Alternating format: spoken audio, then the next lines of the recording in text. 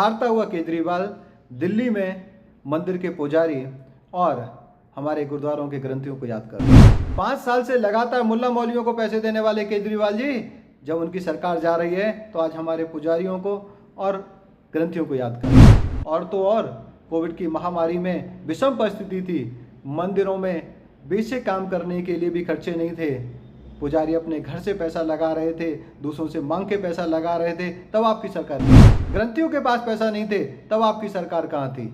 आज जब हार रहे हैं, जब सरकार आपकी जा रही है तो आपको पुजारियों की याद आ रही है, आपको ग्रंथियों की याद आ रही है। मतलब सत्ता का सुख मौलवियों के लिए, वोट के लिए पुजारी और ग्रंथियों की याद।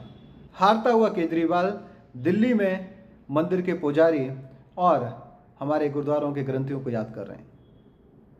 5 साल से लगातार मुल्ला मौलवियों को पैसे देने वाले केजरीवाल जी जब उनकी सरकार जा रही है तो आज हमारे पुजारियों को और ग्रंथियों को याद कर रहे हैं। पहले क्यों नहीं? 5 साल से जब मुल्ला मौलवियों को पैसे दे रहे थे तो आपने पुजारियों को पैसा क्यों नहीं दिया? आपने ग्रंथियों को पैसा क्यों नहीं दिया?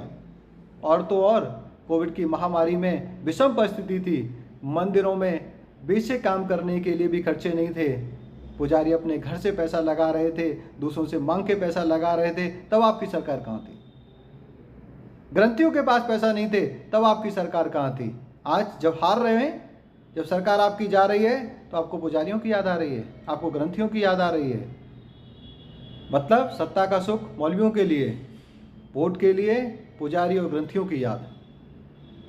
इतना ही नहीं, केजरीवाल जी के दिल में पुजारियों के लिए और ग्रंथियों के लिए कोई सम्मान नहीं है। जब योजना की घोषणा कर रहे थे तब भी तू तड़ा कर रहे थे।